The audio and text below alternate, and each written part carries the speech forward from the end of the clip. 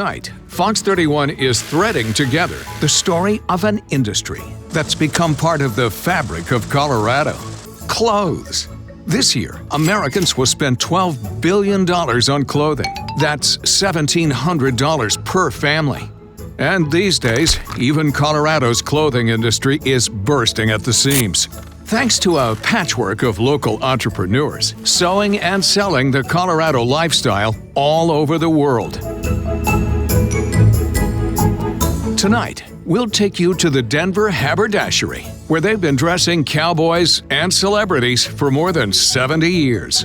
You'll visit the Boulder County shoemakers, who stepped into a footwear phenomenon, selling 600 million pairs worldwide. And that's no crock. And we'll show you the local garment makers stitching together fashions that will soon be sold worldwide. It's an increasingly common thread in the clothing industry. Fashions created, designed, and made in Colorado.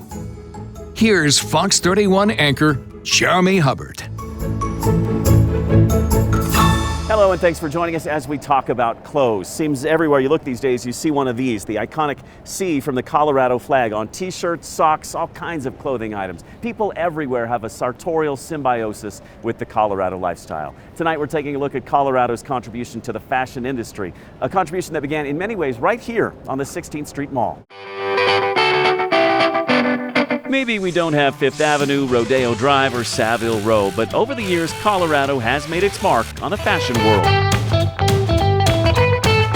Some of the biggest names in outdoor clothing have roots in our state, and later this year, some even bigger names will call Colorado home.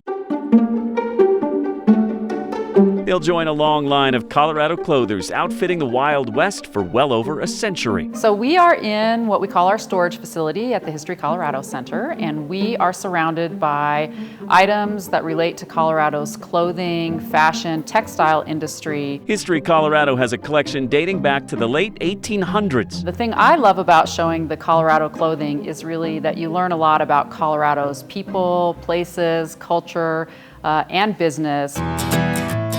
Colorado's earliest contribution to the national clothing scene started 2 miles above sea level in the mining town of Leadville, where in 1877 a 29-year-old German immigrant named David May started the May department stores. Eventually that company would become May D&F and would later morph into Lohmann's, Lord & Taylor, Foley's, Filene's, Robinson's May, David's Bridal, and Marshall Field's. With 600 retailers in 43 states, it was sold in 2005 for $11 billion, with most stores becoming Macy's. Rewind a century, and down in Denver, 16th Street was becoming Fashion Central. Really from about, I would say, 1910, along with the City Beautiful movement and the industry changing, downtown Denver is what I consider more of this urban living, and it's kind of a treat to go downtown, and you're going to some of the best clothing stores or candy companies, restaurants that really kind of persists into the 80s and then changes in the 80s, and there's more of a downturn, and believe it or not, even though that's when RTD and the 16th Street Mall expand, in my opinion, it becomes more about business. These businesses are catering to people working downtown, and downtown shuts down on the weekends and in the evenings, and then we're going through this renaissance now where we're kind of back to that urban living again. Gone now are those old downtown clothing icons native to Colorado that gained a national footing, like May D&F, Fashion Bar, and Sports Authority. But one lower downtown titan, specializing in what the New York Times called cowboy couture, still remains. I'm Steve Weil. I'm the president of Rockmount Ranchwear, and we're at 1626 Wazee in Lodo.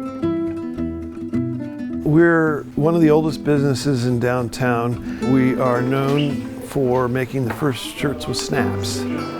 Those unique snaps instead of buttons, these sawtooth pockets, and this intricate embroidery and custom stitching first put Rockmount on the map 73 years ago. But it all started well before that when Jack Weil, or Papa Jack as they called him, moved here from Chicago in 1928. He went to work in an overall factory. He broke away and started Rockmount in 1946, and we've been in this building ever since. He wanted to create an identity for Westerners. Several million shirts later, he's done just that. When he died in 2008 at the age of 107, Weil was still running the company, believed to be the world's oldest CEO. His legacy still lives on with the important place these shirts now have in pop culture. They just happened to be here for the rodeo. Clark Gable rocked a Rockmount in the movie The Misfits. My dad, he was a fine roper. Heath Ledger donned Rockmount shirts in Brokeback Mountain. Everyone from presidents to pop stars have become customers. For me, it started when I was on business in Dallas and I was watching an Elvis retrospective. And I'm looking at the shirt and I said, that's a Western shirt.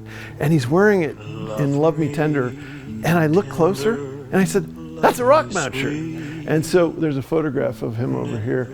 And so he was the first, and then we started getting contacted by people. Eric Clapton, David Bowie came here once. Bob Dylan's been in a few times. When Paul McCartney wore a Rockmount on SNL, the phone started ringing off the hook. He was wearing this denim shirt that was like down to threads, totally bleached out. And people said, I want a shirt like that. So we added a bleached denim to our line. Jack Weil's grandson, Steve, who now runs Rockmount, says there's no bigger compliment than seeing someone sporting their shirts, whether they're a real cowboy or just an artist who likes to look like one. Nothing is more satisfying than when somebody who's really creative appreciates what we do, and that tells me we're doing something right. These days, there's a fourth generation involved in Rockmount's day-to-day operations, and they're sold in stores all over America and shipped all over the world, from the original location right here in Lodo. Some of the designs are just as they were decades ago. Bringing back something that we might have made in the 40s or 50s, but then we do all kinds of rock and roll craziness, like our rocket shirt, or we even have a pot shirt as kind of a joke. A mix of old and new for a company that helped create cowboy couture right here in Colorado. As long as people need to be covered, we're okay. From Western wear to footwear, here's a Colorado company that created a phenomenon out of foam. For 17 years, Crocs has called Niwot, Colorado home. That's when the three founders had a bold idea for a new boat shoe. An amazing story. 2002, three friends were hanging out and came up with an idea for a boat shoe that was lightweight, non-slip. And they formed a company. They took the boat shoe to the Miami Boat Show and started to sell, I think it was 1,000 pairs sold out on the first day. And the rest is history. Today we sell over 60 million pairs a year in over 100 countries in the world. In the shoe business, there's really no other success story quite like this one. Something about these clogs caught on quick. I think it was a really simple idea that no one had ever seen before. It's injection molded, a very simple slip-on silhouette, lightweight, comfortable, great value, versatile. You know, it can be the first shoe someone wears in their life, could be the last shoe someone wears in their life. Just a simple idea. A simple idea that's inspired some snark over the years. People love to hate Crocs. Few shoes have found themselves the focus of so many punchlines. I think from its inception, Crocs was a brand that came with a really big personality, whether people liked it or not, and was unapologetic about that personality. And I think we became a target. I think we became a target for the haters. We still are to some degree today, and we thrive on that. We know that there are way more people that love our brand than hate us. We can be polarizing, but we're always part of the conversation. We don't want it to actually go away. We don't fight it, but we have a good chuckle at some of the memes that are around on social media. From here in Niwot, their innovation team works with staff in Italy and China, constantly focused on moving Crocs forward. They've now evolved from the original clog to sneakers to sandals. It's astonishing how many people don't know we do sandals. Yet we are actually one of the biggest sandal players in the globe. But some things never change. Their biggest seller, still that old original clog. And they sell millions of these gibbets, too. Charms that fit in the holes of the shoes. Everything from emojis to the alphabet, so you can customize your Crocs.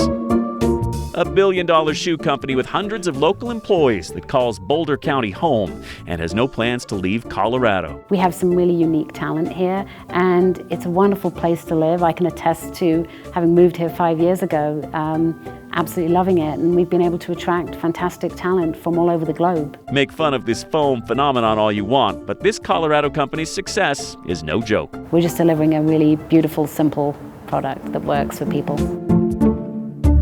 From Western shirts to foam shoes, some of the most successful forays into fashion have their roots right here in Colorado.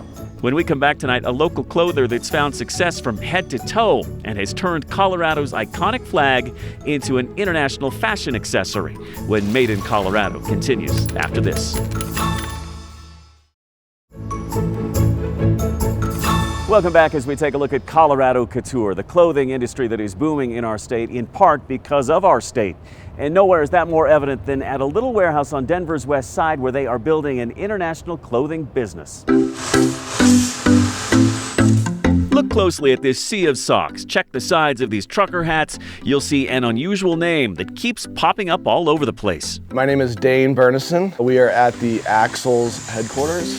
My middle name is Axel, so that's where I got the whole name for the company. Axles calls this Denver warehouse home. Walk through this door, push past this vending machine, and you're in the Axles break room. It doubles as a retail store where clothing with that iconic Colorado sea is stacked a mile high. From our perspective in the design, you can work it in so many different ways.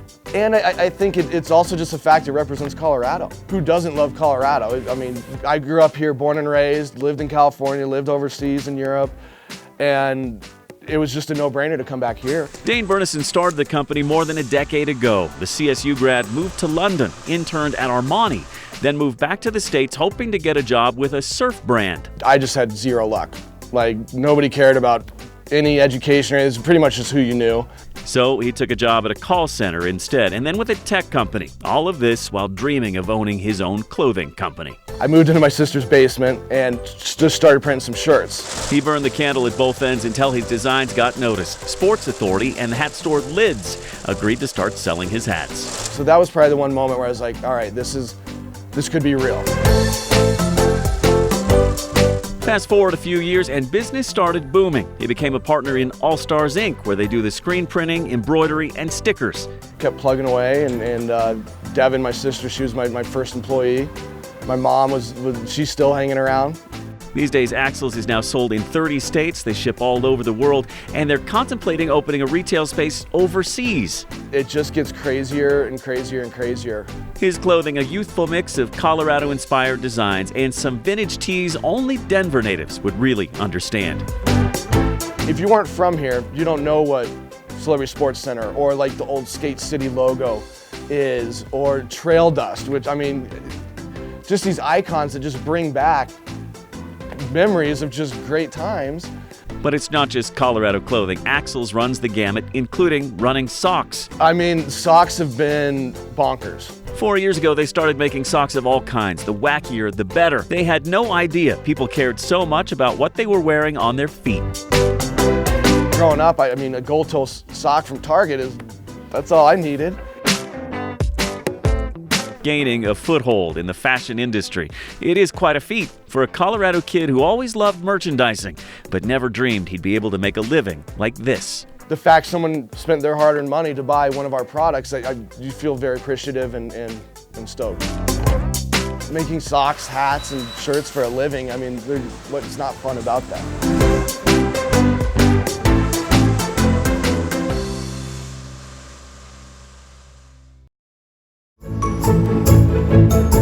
Welcome back as we take a look at clothing dreamed up, designed, and even sometimes made here in Colorado. You know, our state has long been a refuge for those at one with nature, hippies, you might say. And it's that Colorado lifestyle that gave birth to our next clothing company. This little shop on South Broadway may look like a typical retail store, but the owners have a special name for this place. You're in Hippie headquarters. We're in Denver, Colorado. This is our first retail space. Maybe you could tell from the old Volkswagen bus out front or the laid-back vibe inside. The folks at Be Hippie aren't just selling you a t-shirt or a hat, they're selling you a way of life. Everyone wants a piece of Colorado. We are the hot place currently. People would be like, "You're from Colorado? What's it like living in Colorado?" It was just, they love it as much as we do. Lee Pearson loved it here so much she packed up and moved from her frigid home in Chicago. A realtor by day, 5 years ago she co-founded Be Hippie with Bart O'Brien, who worked in finance. We threw those words and those in our first original logo out on a hat for friends and family, and 6 months later we quit our day job. At first there was no store, just the back of a truck selling Colorado-themed shirts and hats at a music festival in Florida. We rolled into St. Petersburg, Florida with a truckload of Colorado branded gear, and I looked at Lee and I said, "This may be the dumbest thing I've ever done in my life." It was amazing, the response. Turns out it wasn't so dumb after all. They spent the next 4 years traveling to festivals coast to coast, 40 weeks a year, with huge success. But the company really took off last year when they opened their first kiosk at Denver International Airport. Sales blossomed. Now they have a kiosk in every terminal at the airport. It's been a game changer. It's like a music festival every day. Just the sheer number of people walking by our carts and the exposure for our brand has been amazing. For Be Hippie, those 2 words are not just a catchphrase. Protecting the environment plays a role in every shirt they print. We're working with Denver Print House, who has some very high-tech, unusual equipment. It's a water-based printing process. There's no plastisols, so no harmful chemicals in the printing process. But we recycle 100% of the water in this process, so it's a zero-waste process. Neither of them predicted Be Hippie's success, and both still get a kick out of it when they're out and about and see someone wearing these clothes. It's a pinch me moment. Truly, we have to go up and just say, "Hey, thanks, thanks for wearing your hat or your shirt. We started the company," and they're always, it's always a fun conversation. Now they're having conversations about the future, planning to be in more retail spaces and more airports as they work to make America hippie again, one t-shirt at a time. It's been a real interesting journey. I guess things find you when it's meant to be, and I think, Be Hippie found us. Be Hippie now ships those Colorado-themed clothes and all their other designs to customers from Australia to Argentina and everywhere in between. When we come back tonight, a manufacturing process that's to die for, how it's changing the way clothes are made in Colorado. All right, finally tonight, a hoodie that is to die for. This walking billboard was created for us by a Colorado clothing manufacturer on the cutting edge. They're using a sublime technique called sublimation. Most clothing companies put ink on their clothes. At this place, they put the ink in the clothes. Mark Hubner, president of Hookfish Manufacturing, and we dye, sublimate, cut, and sew apparel. Sublimation is digital printing to textiles. Take these hooded sweatshirts they're making for a soccer team. They feed the garment pieces into this special printer on special paper with special ink that literally cooks into the clothes. Goes through a machine at a certain pressure, temperature, and cook time. It comes out the back of that machine permanently and forever. It's called sublimated into the fabric. That groundbreaking approach first piqued Mark Hubner's interest nearly a decade ago. I actually got into it because my business partner Jeremy in 2009, when I was a print broker, was like, "Hey, you ever heard of dye sublimation?" I'm like, "No, I have not." And he showed me what it was. I'm like, we need to dig into this further. It's pretty awesome stuff. Here at Hookfish, they use the technique to make clothing for private labels, sports teams, youth programs. They've even produced clothes for Fruit of the Loom. And they started a second business called Colorado Threads that makes sportswear, leggings, and yoga pants using sublimation. Now we're in probably, I would say, 100 to 120 retail stores here in Colorado. I didn't know anything about clothing when we started this, and it's been a huge learning curve, but it's been awesome. But it hasn't always been awesome. Making clothes in Colorado isn't cheap, and it's not easy, which is why this West Denver warehouse is not just home to Hookfish and Colorado Threads, but other manufacturers too. I'm Phil Woodcock, and this is my wife Shelly. Our company is Sewn at the Rock. We also have Finger Rock Outfitters, which is our brand of outdoor equipment. A few years ago, realizing how hard it was to support businesses by themselves, they all moved in together, sharing employees, costs, headaches, and victories. All of us were able to come together with our own skill set, made a huge difference in how we were able to get this off the ground. Now you'll find a staff of production sewers creating sportswear of all kinds. It is hard work. It's not easy to sit behind a machine 8 hours a day and do the same seam again and again and again. But for all the clothing makers under this roof, that hard work is finally paying off. I love what I do, and I'm very lucky, to have this opportunity. They're proud of every piece they're cranking out, and mostly proud that they're cranking them out right here in Colorado, not overseas like so much of the industry. You look around you here, there's 15 or 20 people here that, because of Made in America, all have a job. It's been a lot of hard work. We put in a lot of hours, there was a lot of failure, and there's still a lot of learning to be done. We're getting there. This hoodie, however, is in limited production, very limited. But if you want one, I could probably get you a good deal. And like everything we featured tonight, it was designed and made right here in Colorado. I'm Jeremy Hubbard. Thank you for joining us.